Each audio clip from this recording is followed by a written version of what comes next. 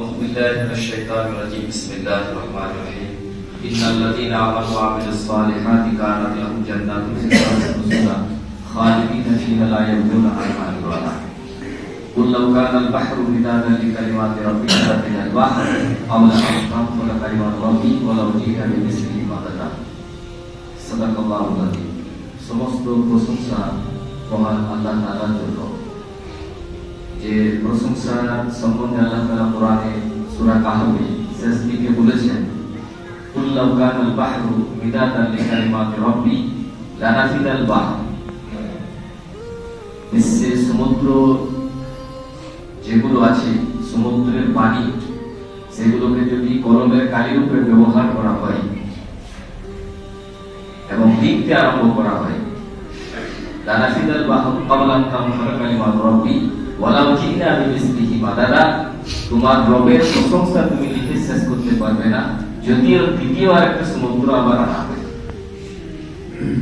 সেই রবের প্রশংসা আপনি যতই করুন তার প্রশংসা শেষ করা যাবে না। এটা আল্লাহ তাআলা নবীকে জানিয়ে দিলেন, কুল এই নবী আপনি জানিয়ে দেন তাদের দ্বারা সম্ভব নয় যে আমার প্রশংসা করবে না। তো ভাই সকল, আমরা তুচ্ছ মানুষ, কিঞ্চিত পরিমাণে ভালো আলোচনা করা আপনারও দায়িত্ব, আমারও দায়িত্ব। আল্লাহ তাআলা আমাদেরকে কোরআনে জানিয়ে দিলেন এই যে নামাজের ব্যাপারে তাবলীগ জামাত থেকে নিয়ে আলিম উলামা থেকে নিয়ে আমাদেরকে নামাজের বেশি তাকিদ দেওয়া হয় কেন? স্বল্প সময়ে যেমন সূরা ফাতিহা আমরা পড়ি আলহামদুলিল্লাহি রাব্বিল আলামিন, এখানে রবকে পাওয়া যায়। আর সূরা ফাতিহার মধ্যে 7টি আয়াত আছে, 7টি জাহান্নামও আছে। 7টি আয়াত যদি অন্তর থেকে পড়া যায় 7টি জাহান্নাম রব হয়ে যাবে আপনার জন্য। নামাজটা ছোটখাটো, সালাত ছোটখাটো বিষয় নয়, নামাজ অনেক বড় বিষয়, সালাত অনেক বড় বিষয়, নামাজ অনেক বড় বিষয়, যেটা ছোটখাটো নয়। এই জন্য ভাই সকল, আমাদেরকে আল্লাহ তাবারক ওয়া তাআলা সূরা ফাতিহা দিয়েছেন 7টি আয়াত পাঠ করার জন্য। যদি 7টি আয়াত পাঠ করা যায় তো 7টা জাহান্নাম বন্ধ হয়ে যাবে তার জন্য। আবার আল্লাহ তাআলা আরেক জায়গায় সূরা 11 পারাতে আল্লাহ তাআলা উল্লেখ করেছেন যে 8 ব্যক্তি মানে 8 ধরনের কাজ যদি করা যায় তাহলে আপনি জান্নাতের 8টাই দরজা খোলা পাবেন। তার মধ্যে একটা আপনাদের সম্মুখে আজকে বলবো, অত সময় নেই। 8টার মধ্যে একটা বলবো, সেটা হলো কি না আত্তাইবুন। আমি আপনি মানুষ, আমার আপনার ভুল হতেই পারে, গুনাহ হওয়া স্বাভাবিক, অস্বাভাবিক কিছুই নয়। নামাজ কাজা হতেই পারে, ভুল ভ্রান্তি হতেই পারে, কিন্তু আল্লাহ তাআলা এমনই সত্তা, এমনই তিনি হচ্ছেন মালিক, তা আমাদেরকে এমন ভাবে বুঝিয়ে বলেছেন আত্তাইবুন, বারবার প্রত্যাবর্তন করো, ঘুরে এসো, ফিরে এসো, অর্থাৎ তওবা করো, গুনাহের ময়দানকে ছেড়ে তওবা করো, আমি মাফ করে দেব। এই যে এসো, তোমরা এসো আমার কাছে মাফ চাও। আপনি মায়ের কাছে, পিতার কাছে ভুল করেন, মা পিতা কখনোই ডেকে আপনাকে মাফ চাওয়াবে না যে বেটা এসো তোমাকে মাফ করে দেবো। কিন্তু আল্লাহ এমন একটা কাদির, এমন একটা খালিক, এমন একটা মালিক, এমন একটা সৃষ্টিকর্তা, যিনি এত বড় রহমান, ডাকছেন যে তোমরা এসো, আত্মা এবং ফিরে এসো, আমি মাফ করতে ওয়ালা। তো ভাই সকল, এই মাফ পাওয়ার জন্য বিশেষ বিশেষ জায়গা আছে, যেমন আজকে জুমাতে মাফ পাওয়ার জায়গা। এরপরে 5 ওয়াক্তের সালাতের পরে এইটা সুনাই সোহাগা হবে। জুমার নামাজটা পড়বেন, কোন কোন হাদিসে ছোটখাটো নামাজ শিক্ষায় রেখে দিয়েছেন, বাকি ফজর, জোহর, আসর, মাগরিব, ইশা এগুলো সব মাফ হয়ে গেল বলে আরেক জুমা পর্যন্ত পড়লে রিচার্জ থাকবে। এই ধরনের ভুল ভ্রান্তি থাকবে না। নামাজ হচ্ছে ফরজ আইন।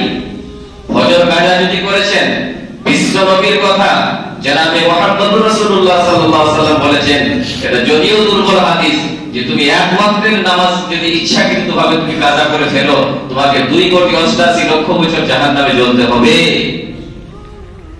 এটা মনে রেখো।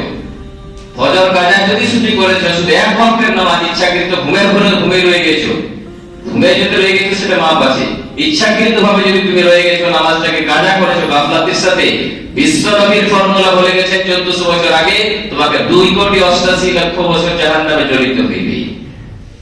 ভাই সকল, ইমানদারদের জন্য সুসংবাদ, পৃথিবীতে টাকাওয়ালা বলুন, পয়সাওয়ালা বলুন, মালওয়ালা বলুন, সকলকে ওই কবরে যেতে হবে। কামিয়াব কারা? ইন্নাল্লাযীনা আমানু ওয়া আমিলুস সালিহাত, যারা আল্লাহকে বিশ্বাস করে এবং নেক আমল করে। এখানে কোনো বড় লোকের কথা বলা হলো না, ধনীর কথা বলা হলো না, প্রধানমন্ত্রীর কথা বলা হলো না। যারা, তো ভাই সকল, এইসব বিষয় আমাদের আপনাদের বোঝা দরকার। ইন্নাল্লাযীনা আমানু ওয়া আমিলুস সালিহাত, যারা বিশ্বাস স্থাপন করে এবং নেক আমল করে, কানাত লাহুম জান্নাতুল ফিরদাউস নুজুলা, কিয়ামতের দিনে জান্নাতুল ফিরদাউস তাদেরকে অভ্যর্থনা করবে, ডাকবে যে এসো তোমার জন্য আমি, তুমি পৃথিবীতে আমার প্রভু, আমার রবের তুমি প্রশংসা ছিলে, আমার রবের তুমি কাজ করেছিলে, দুনিয়াকে লাথি মেরে দিয়েছিলে, শয়তানকে লাথি মেরে তুমি মসজিদে গিয়েছিলে, ফজরের নামাজে উপস্থিত হয়েছিল আল্লাহর হয়ে, তাহাজ্জুদের নামাজে আল্লাহর দরবারে কান্না করেছিলে, আমি জান্নাতুল ফিরদাউস তোমাকে ডাকছি, এসো আজ তুমি আমার কাছে থাকবে। খালিদিনা ফিহা, খালিদিনা ফিহা, যেখানে চিরদিন চিরদিন চিরদিন, 2-4 দিনের ব্যাপার নয়, চিরদিন। লা ইয়াকুনা আনহা হিওয়ালা, যখন ওই জান্নাতুল ফিরদাউসের জান্নাতে পৌঁছে যাবে, সেই জায়গাকে কেউ নিজের প্রত্যাবর্তন করতে চাইবে না, পরিবর্তন বা আমি এই জায়গা থেকে চলে যাব এই ধরনের কেউ করতে চাইবে না। নিজের জায়গা ওই জান্নাতে ঢুকে গেল, শেষ ঠিকানা। এত আনন্দে থাকবে, এটা আল্লাহর নবী হাদিসে বলেছেন, পৃথিবীতে এমন কোনো কান নেই, এমন কোনো চোখ নেই, এমন কোনো অন্তর নেই যেটা জান্নাতের ব্যাপারে সে আপনার করতে পারবে।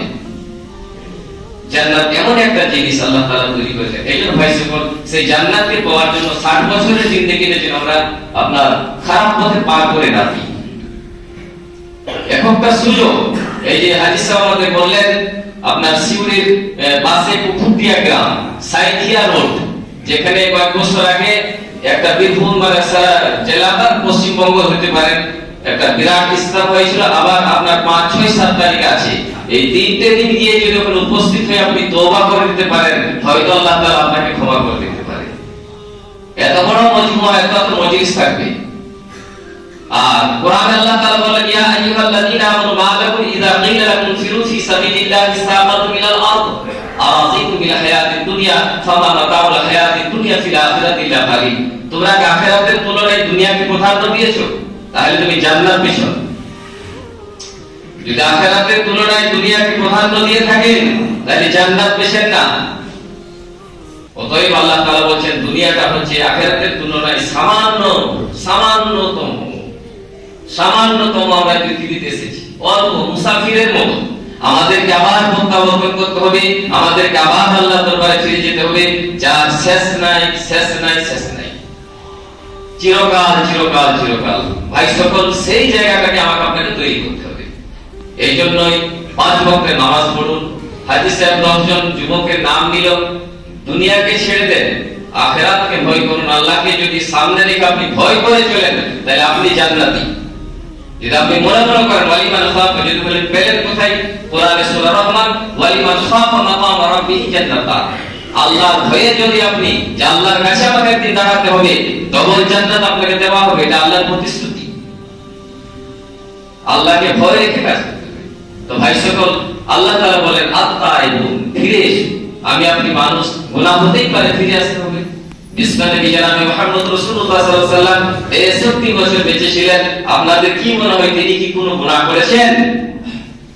জীবনও না, সর্ষে পরিমাণও না, কখনোই তিনি গুনাহ করেন নাই। 11টা বিবি করেছিলেন, তাদের সাথে যে ব্যবহার করেছেন সমস্ত কিছু ইতিহাসে পেয়ে যাবেন। ভাই সকল, আমার আপনার স্ত্রীর সাথে বের নাই, ভালো স্ত্রীকে দেখতে পারি না, স্ত্রী স্বামীকে দেখতে পারে না। মৃত্যুর দিনে যদি আপনার স্ত্রী সাক্ষী দেয় যে আমার স্বামী ভালো ছিল, মহব্বতের নজরে যদি আপনি দেখেন তাকে, ভালোবেসে যদি সেতু রাখেন, মৃত্যুর দিনে যদি স্ত্রী সাক্ষী দিয়ে যে আমার স্বামী ভালো ছিল, তা আপনি জান্নাতি মানুষ। এটা নবীজির কথা। স্ত্রী যদি সাক্ষী দিয়ে দেয় আমার স্বামী ভালো ছিল, দিলটা তার যদি খুশ হয়ে যায়, আপনি জান্নাতে চলে যাবেন। তো ভাই সকল, সেই বিশ্বনবী 63 বছর বেঁচে ছিলেন, জীবনে কখনোই কোনো গুনাহ করেন নাই। তিনি সাহাবাদেরকে বলছেন, আমার সাহাবারা তোমরা শোনো, আমি প্রতিদিন 70 বার কিংবা 100 বার করে আল্লাহর দরবারে তওবা করি। আমি আপনি কত নিফিকির উম্মত, আমার আপনার কত ভেতরে বল আছে যে আমরা আল্লাহর দরবারে একবার তওবা করার জন্য মসজিদে উপস্থিত হতে পারি না। একটা সমুদ্র শুধু একটা নয়, বিশ্বের যত পানি আছে ধরলেন, সমস্ত পানিকে জড়ো করে যদি জাহান্নামে ঢেলে দেন, যে মালিক কুদরত ওয়ালা সৃষ্টি করেছেন, তার কসম করে বলছি ওই আপনার জাহান্নামকে নিভাতে পারবে না। কিন্তু প্রত্যাবর্তনকারী রাত্রের বেলায় অনুশোচনা হলো, ঘুমোতে আপনি নিজেকে ভাবলেন যে আমি তো জিন্দেগিটা পার করে দিলাম পয়সা টাকা করে, দুনিয়া করে, আল্লাহ তো কিছু করলাম না। এই হয়ে আপনি যদি ফজরের নামাজের 1 ঘন্টা 2 ঘন্টা আগে এসে তাহাজ্জুদের নামাজে দাঁড়িয়ে গেলেন, যে সময়টায় কেউ থাকলো না, এক আল্লাহ আপনাকে দেখছে, আর নিচে আসমানে এসে আল্লাহ বলে যাও, এত বড় বিশ্বের সমস্ত পানিতে জাহান্নাম নিভেতে পারলো না, আপনি ফজরের আগে আপনার তাহাজ্জুদের নামাজে গিয়ে দাঁড়ালেন, আর 2 রাকাত বা 4 রাকাত নামাজ পড়ে আল্লাহর দরবারে কাতর স্বরে কান্না করলেন, সামান্য পরিমাণ যদি চোখ দিকে আপনার অশ্রু হয়ে যায়, 2 ফোঁটা অশ্রু যদি চোখ দিকে আপনার হয়ে যায়, এত বড় জাহান্নামটাকে নিভেবার ক্ষমতা রাখে। ভাই সকল, এটা হলো আল্লাহর ভয়। অন্ধকারে কেউ নাই, আল্লাহর সামনে কাঁদছেন। তো ভাই সকল, যাই হোক, আমার আপনার সামনে এত বড় একটা ইজতেমা আছে, যেখানে কোন রকমের গাফলাতি কেউ করবেন না, প্রত্যেকে উপস্থিত হবেন। এই দোয়া যদি আপনি না দিতে পারেন, তাহলে আপনি খুব হতভাগা মানুষ। এটা ভাববেন না যে একটা দল, কোন জামাতের উপরে যাবে, এরকম ব্যাপার নয়। যার গুনাহ আছে নিজে ভাবনা চিন্তা করে ওই দলে 3 দিন উপস্থিত হবেন, যে সেখানে দোয়া করব। জুমার দিনও মনে একটা পড়তে পারে, শেষ দিনে দোয়া হয়। এত ভালো মানুষ আছেন, পরিষ্কার দিনদারি, শুক্র শনি রবি, শুক্রবারটাও পাবেন সেখানে। তো প্রত্যেকে ইনশাআল্লাহ আমরা উপস্থিত হওয়ার চেষ্টা করব ইনশাআল্লাহ। আল্লাহ তাআলা আমাদের সকলকে নিয়ে আমল করার তৌফিক